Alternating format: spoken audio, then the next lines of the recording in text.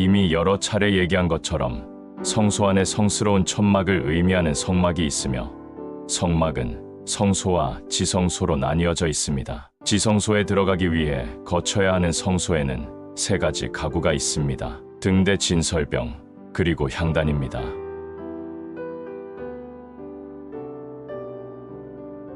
성막에 들어가면 가장 먼저 보이는 것이 등대입니다. 성소를 밝히고 있는 그 등대를 히브리어로 메노라라고 합니다. 순금 한 달란트를 쳐서 만들어진 등대는 예수님을 상징합니다. 등대는 성막에서 유일하게 빛을 밝히는 근원으로 제사장들은 이 빛에 의지하여 성소에서 일을 수행했습니다. 촛대는 모두 7개인데 중앙의 가지와 양쪽으로 3개씩 줄기로 이루어져 있습니다. 실은 완전한 숫자로 가운데 가지는 예수님을 상징하며 나머지 6가지는 구원받은 하나님의 자녀들을 의미합니다. 너는 순금으로 등잔대를 쳐 만들되 그 밑판과 줄기와 잔과 꽃받침과 꽃을 한 덩이로 연결하고 가지 6을 등잔대 곁에서 나오게 하되 다른 3가지는 이쪽으로 나오고 다른 3가지는 저쪽으로 나오게 하며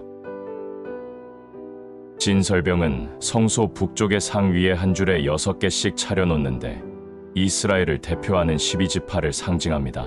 이는 거룩한 빵으로 불리우며 누룩 없는 고운 가루로 만들었습니다. 이 빵은 성소 안에 제사장만이 먹을 수 있었습니다. 상 위에 진설병을 두어 항상 내 앞에 있게 할지니라. 너는 고운 가루를 가져다가 떡 12개를 굽되 각 덩이를 10분의 2 에바로 하여 여호와 앞 순결한 상 위에 2줄로 한 줄에 6씩 진설하고 너는 또 정결한 유향을 그 각 줄 위에 두어 기념물로 여호와께 화제를 삼을 것이며 안식일마다 이 떡을 여호와 앞에 항상 진설할지니 이는 이스라엘 자손을 위한 것이요 영원한 언약이니라. 이 떡은 아론과 그의 자손에게 돌리고 그들은 그것을 거룩한 곳에서 먹을지니 이는 여호와의 화제 중 그에게 돌리는 것으로서 지극히 거룩함이니라. 이는 영원한 규례니라.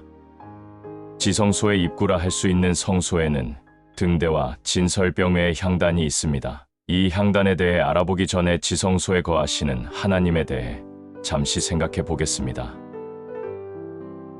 지성소는 지극히 성스러운 곳이라는 말입니다. 이곳은 대제사장도 1년에 단 하루 대속죄일 날만 들어갈 수 있는 곳입니다. 성소에서도 하나님이 거하시는 곳이 지성소입니다. 여기서 하나님은 어떤 분인가 잠시 생각해 보겠습니다.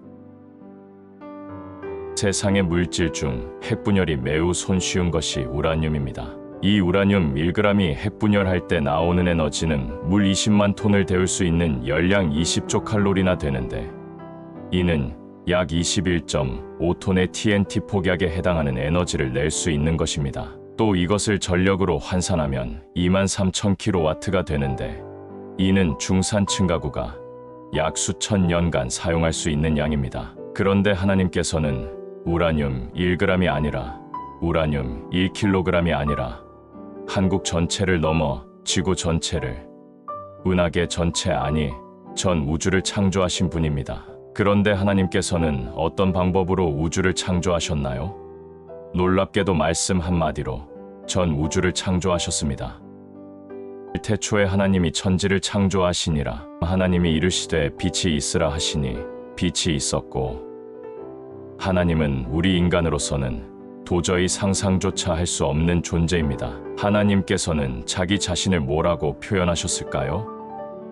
하나님이 모세에게 이르시되 나는 스스로 있는 자이니라. 또 이르시되 너는 이스라엘 자손에게 이같이 이르기를 스스로 있는 자가 나를 너희에게 보내셨다 하라. 이 표현은 하나님이 모세에게 자신을 계시하실 때 사용된 것으로 하나님의 자존성과 영원성을 나타냅니다. 하나님께서는 자기 자신을 스스로 있는 자라고 하십니다. 쉬운 말이지만 우리가 쉽게 이해할 수 없는 말입니다. 계속 말씀하십니다. 내가 나를 너에게 보냈다고. 이 일을 누가 행하였느냐? 누가 이루었느냐? 누가 처음부터 만대를 불러내었느냐? 나 여호와라. 처음에도 나요. 나중 있을 자에게도 내가 곧 그니라. 주 하나님이 이르시되 나는 알파와 오메가라. 이제도 있고 전에도 있었고 장차 올 자요 전능한 자라 하시더라. 나는 알파와 오메가요 처음과 마지막이요 시작과 마침이라.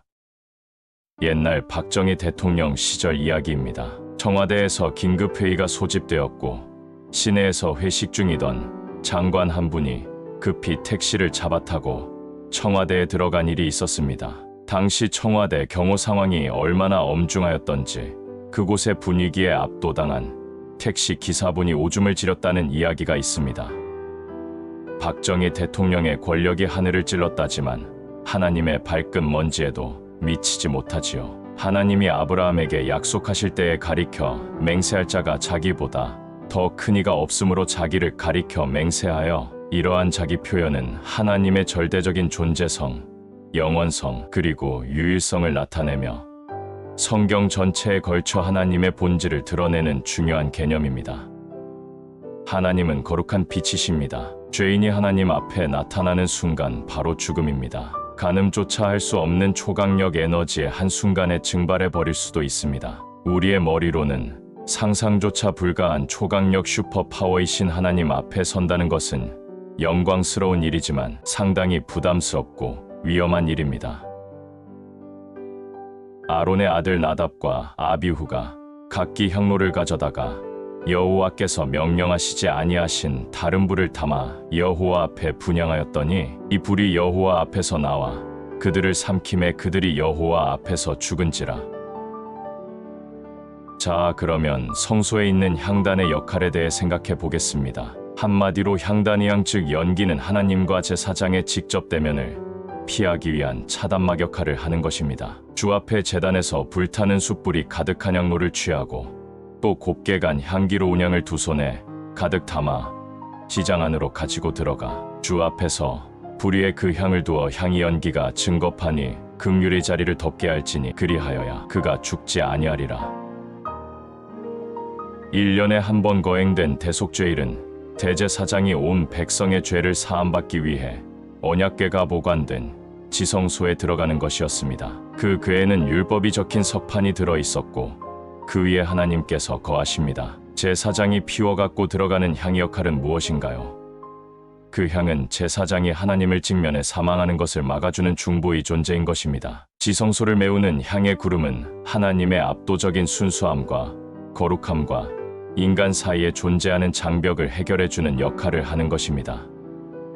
이에 모세가 아론에게 이르되 너는 향로를 취하고 단의 불을 그것에 담고 그 위에 향을 두어 가지고 급히 회중에게로 가서 그들을 위하여 속죄하라. 여호와께서 진노하셨으므로 연병이 시작되었음이니라. 아론이 모세의 명을 쫓아 향로를 가지고 회중에게로 달려간즉 백성 중에 연병이 시작되었는지라. 이에 백성을 위하여 속죄하고 죽은 자와 산 자 사이에 섰을 때 연병이 그치니라. 하나님을 원망한 이스라엘 백성 중에 연병이 시작되자 아론이 향로에 불과 향을 담아 백성들을 위해 속죄함으로 연병이 그치게 되었다는 말입니다. 예수님께서 희생제물이 되어 십자가에서 보혈을 쏟아내며 우리 인류의 죄값을 완벽하게 치루었기에 구약 시대의 성전과 성막이 더 이상 필요하지도 않고 존재하지 않습니다. 그렇다면 우리가 얘기하고 있는 성막의 지성소에서 압도적 순수함과 거룩함이 하나님과 더러운 인간 사이를 연결해주고 있는 이 향단의 향은 무엇을 의미하는 것일까요? 속죄 제사를 행하는 대제사장의 이 행위는 당연히 예수 그리스도께서 희생양이 되어 돌아가시고 부활하여 하나님 곁에서 우리 구원받은 형제들을 위해 죄사함을 받은 깨끗한 동생들이니 영생을 주시라고 중보하시는 것을 상징하는 것입니다. 하나님 아버지의 위대하심과 예수님을 통한 자비로움에 한없는 감사와 찬양을 드립니다.